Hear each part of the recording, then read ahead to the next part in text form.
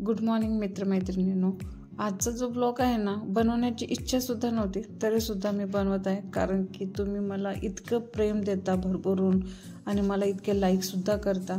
त्याच्यासाठी म्हटलं चला माझ्यासोबत आजची जी गोष्ट आहे ती मी तुम्हाला सांगणं म्हणजे इम्पॉर्टंट आहे, म्हणून मी तुम्हाला ही आज माझ्या ब्लॉगमध्ये दाखवत आहे. मी आज ना हॉस्पिटलला चाललेले आहे, कारण की रात्री ना माझ्या मिस्टरांना ॲडमिट केलेलं आहे. त्यांना थोडा ॲसिडिटीचा प्रॉब्लेम आणि त्यांचा बीपीचा सुद्धा प्रॉब्लेम सुरू झालेला आहे. त्याच्यामुळे ना त्यांना ॲडमिट करून घेतले. त्याच्यासाठी मी आता चालली आहे हॉस्पिटलमध्ये त्यांच्यासाठी नाश्ता घेऊन. आणि सकाळ सकाळी त्यांना सांगितलेलं आहे की नाश्ता केल्यानंतर पुन्हा त्यांची शुगर आणि बीपी हे चेक करणार आहे. त्याच्यासाठी त्यांना नाश्ता करा, म्हणजेच नाश्ता करून घ्या असं डॉक्टरांनी सांगितलेलं आहे. म्हणून मी आता नाश्त्याची तयारी करून त्यांच्यासाठी नाश्ता घेऊन चाललेले आहे.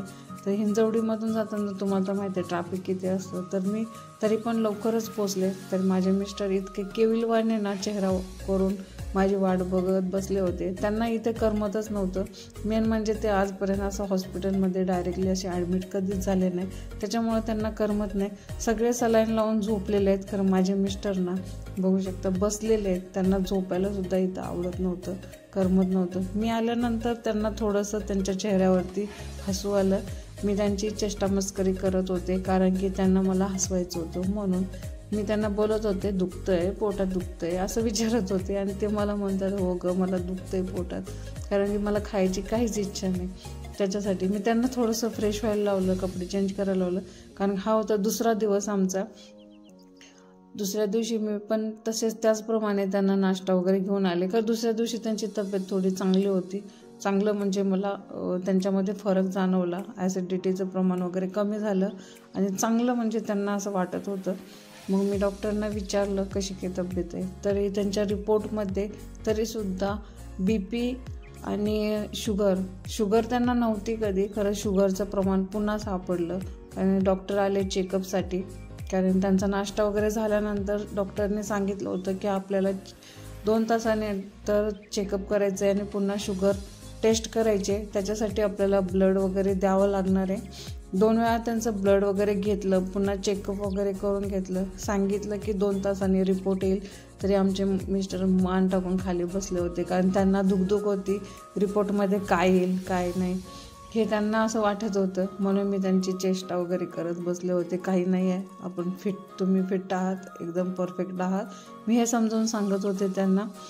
ते म्हणत होते अगं तू व्हिडिओ बनवण्याच्या नादात माझं सलाईन, आणि काय झालं मी व्हिडिओ बनवण्याच्या नादात त्यांची सलाईनची जी हे होती ना, पाईप होती ना, ती माझ्या हाताला लागली आणि त्यांना त्रास झाला थोडासा. त्यांनी मग लगेच उचलून ती साईडला गेली. तर त्यांना मी अशीच समजूत घालत होते काही नाही होणार, तुम्ही एकदम ओके परफेक्ट आहात. मला लगेच डॉक्टरांनी मला औषध लिहून दिलं की त्यांच्यासाठी एक अजून सलाईनची बॉटल आणि टॅबलेट घेऊन या म्हणून. मग मी हे टॅबलेट आणि सलाईनची बॉटल घेऊन आले आणि त्यांना दिले. त्यांना एखादी टॅबलेट सरांनी सांगितलं होतं नाश्ता झाल्यानंतर थोड्या वेळाने एक टॅबलेट पण द्यायची, कारण आपल्याला ब्लड घ्यायचं आहे त्यांचा म्हणून. मग ब्लड घेतला. दुसरे सर आले ब्लड घेण्यासाठी. ब्लड एवढा काढून घेतला की मला असं वाटायला ते फुल काय बॉटल भरून घेतात की काय, एवढा त्यांचा टेस्ट करण्यासाठी ब्लड काढून घेतला. आणि हे रिपोर्ट आपल्याला भेटणार होते 2 ते 3 तासानंतर, कारण की सरांनी सांगितलं होतं. आणि आमचा हा हिरो त्यांची मस्करी करत होता. तेवढ्यात आम्हाला तिथे ना एक फॅमिली भेटली, एकदम हॅप्पी फॅमिली होती. ह्या फॅमिलीमुळे तर आम्हाला असं वाटत होतं की आम्ही कुठे हॉस्पिटलमध्ये नाही आहे, आम्ही असं वाटत होतं की म्हणजे आम्ही कुठेतरी बाहेर पिकनिकसाठीच आलेलो आहोत. कारण ती फॅमिली इतकी चांगली होती ना, इतकं म्हणजे आम्हाला असं वाटतच नव्हतं. त्यांच्याशी बोलणं हे ते खूप चांगलं वाटतं. आमच्या साहेबांचा सलाईनमुळं हात सुजला होता, म्हणून मी थोडं हातात